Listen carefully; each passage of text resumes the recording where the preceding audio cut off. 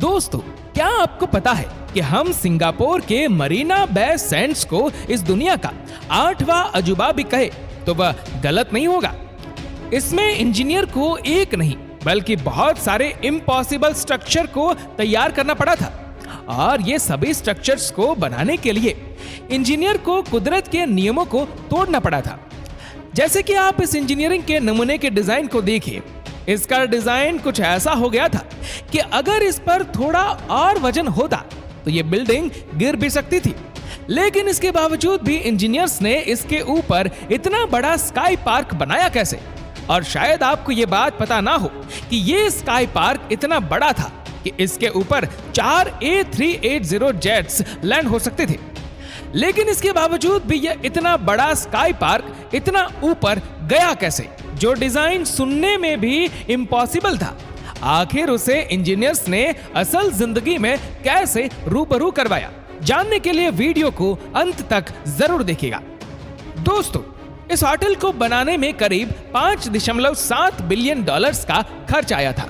और शायद आपको ये बात हैरान कर दे कि इतने पैसों में अगर आप चाहो तो करीब करीब 4 बुर्ज खलीफा तो खरीद ही सकते हो। और इसके टॉप पर एक स्विमिंग पूल है जो कि आपको सिंगापुर का 360 डिग्री का व्यू प्रोवाइड करता है। इसमें हर बिल्डिंग को बनाने के लिए सबसे पहले इंजीनियर को 16,500 वर्कर्स को हायर करना पड़ा था। इंजीनियर के पास सबसे पहली चुनौती थी इस बिल्डिंग का डिजाइन, जो कि इंजीनियर को फिजिक्स के लॉस को तोड़ने पर मजबूर कर रही थी।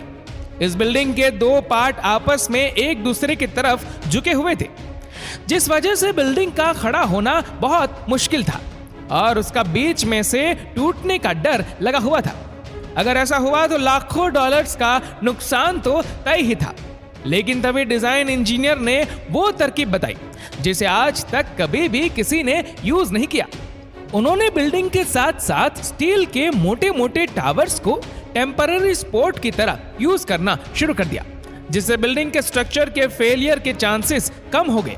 और वह सपोर्ट्स जब 23वें फ्लोर पर एक साथ स्ट्रक्चर्स को जोड़ेंगे तब उस पोस्ट को निकाल लेंगे। लेकिन इंजीनियर्स के मन में यह डर बैठा हुआ था कि जब उन टेम्पररी सपोर्ट को निकाला जाएगा तो कहीं यह स्ट्रक्चर मिसकैलकुलेशन की वजह से गिर न जाए।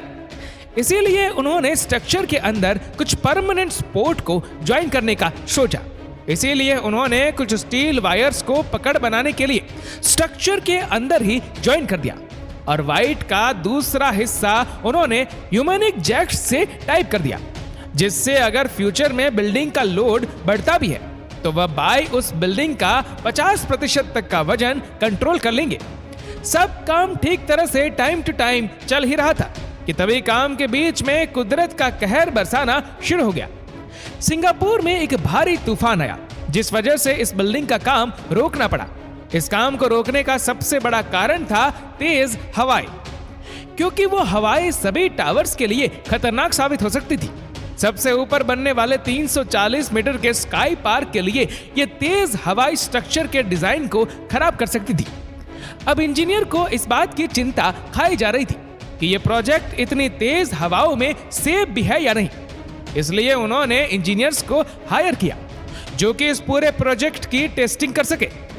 अब वे इंजीनियर ने इस मॉडल पर टेस्ट करनी शुरू कर दी, और उन्होंने ये पता लगा लिया कि सिंगापुर के तूफान में ये बिल्डिंग 200 मिलीमीटर तक इधर उधर हो सकती है। जब इंजीनियर्स ने यह पता लगाया कि यह मूवमेंट ऊपर ब्रिजेश पर लगे हुए जॉइंट की वजह से हो रही है, तो उसे काबू में करने के लिए इंजीनियर्स ने स्काई पार्क के नीचे मल्टी डायरेक्शनल स्टील बेरिंग्स को लगा दिया। लेकिन उसमें भी एक प्रॉब्लम आ रही थी।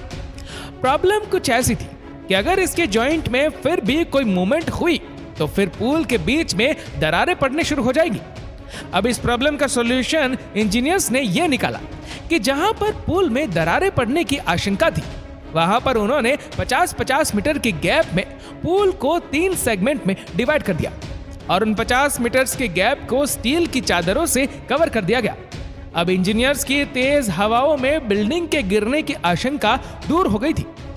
लेकिन अब सवाल यह था कि आखिर इस 3 बड़े हवाई जहाज के बराबर के स्काई पार्क को ऊपर बनाकर लेकर कैसे जाए, और इसीलिए उन्होंने इस पूरे सेगमेंट को 14 पार्ट में डिवाइड किया। और इसे ऊपर जाकर ही असेंबल किया। लेकिन इन 14 पार्ट्स को बिना किसी नुकसान के ऊपर लेकर जाना आसान नहीं है। इंजीनियर्स 14 में से 12 पार्ट्स को किसी ना किसी तरीके से ऊपर तो ले गए, लेकिन इंजीनियर्स को अब इसमें से 2 सबसे बड़े पार्ट्स को ऊपर ले जाने में बहुत दिक्कतें आने लगी थी, क्योंकि ये दोनों पार्ट करीब करीब 80 मीटर के थे और इनका वजन 1400 टन के बराबर था। आपको बता दूं कि इतना वजन ऊपर उठाना मतलब करीब 8 एफिल टावर को एक साथ ऊपर ले जाने के बराबर था।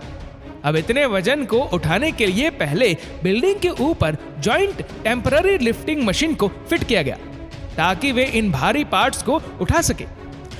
आपको बता दूं कि यह लिफ्टिंग इस दुनिया की लॉन्गेस्ट और लार्जेस्ट लिफ्टिंग थी। इस सेगमेंट को उठाने में करीब 14 घंटे का समय लग गया और इसके बाद ही इसके ऊपर इन सभी पार्ट्स को असेंबल किया गया। और आज इस बिल्डिंग में इस दुनिया का सबसे महंगा कैसीनो के साथ साथ 200 मीटर की ऊंचाई पर दुनिया का सबसे बड़ा स्विमिंग पूल भी है। वैसे क्या आप कभी इस होटल में जाना चाहोगे? कमेंट करके हमें जरूर बताएं। और अगर आपको वीडियो अच्छा लगा हो तो इस वीडियो को लाइक करेगा, शेयर करेगा ज्यादा से ज्यादा लोगों तक। और ऐसे ही और भी रोचक जानकारियों के लिए सब्सक्राइब करें हमारे YouTube चैनल को और Facebook पर फॉलो करें हमारे पेज को। धन्यवाद।